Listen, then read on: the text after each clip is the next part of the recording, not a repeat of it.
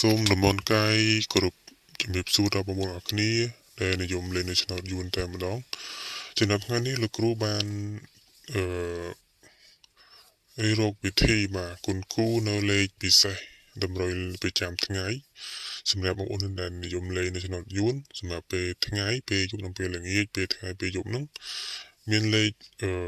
មាន4ប៉ុស្តិ៍តែម្ដងហ្នឹងគឺតែប៉ុស្តិ៍ហូលមួយទៀតណាយើងថែមប៉ុស្តិ៍ហូលឲ្យមួយទៀតតែមានតែ3ខ្ទង់ទេមួយខ្ទង់ទៅគឺប៉ុស្តិ៍ហូលតែម្ដងគឺ4ខ្ទង់បាទ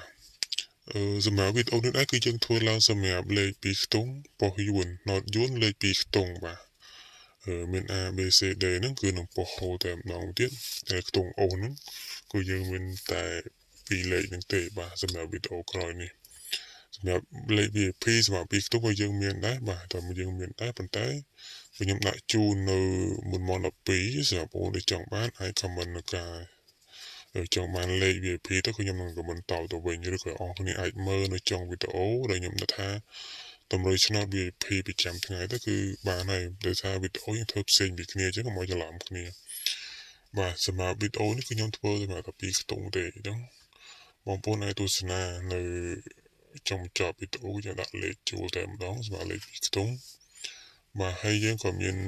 ចេញនៅតម្រុយឆ្នោតខ្មែរផងដែរបន្តិចទៀតណាវីដេអូក្រោយៗទៀតចឹងខ្ញុំសូមអរគុណបាទនៅទស្សនាហើយនេះគឺជាលេខដែលយើងដាក់ឲ្យលេខ3លេខ2ខ្ទង់តែម្ដងកុំភ្លេចចុច Subscribe និង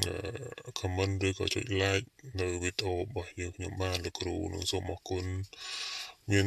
អ្វីជាសកលនេះទេណាខណៈយើងធ្វើតម្រុយជូនដល់ទស្សនាអរគ្នាដែលចាក់ត្រូវលេខ VIP ក៏យើងមានត្រូវប្រចាំខែប្រចាំអាទិត្យផងដែរបាទហើយជាចុងក្រោយខ្ញុំសូមអរគុណបាទលោកគ្រូសូមអរគុណដល់បងប្អូនគ្នាដែលបានទស្សនាឬក៏ចុច Subscribe ដើម្បីតាមដានព័ត៌មានបន្ថែមនៅវគ្គក្រោយៗទៀតបាទ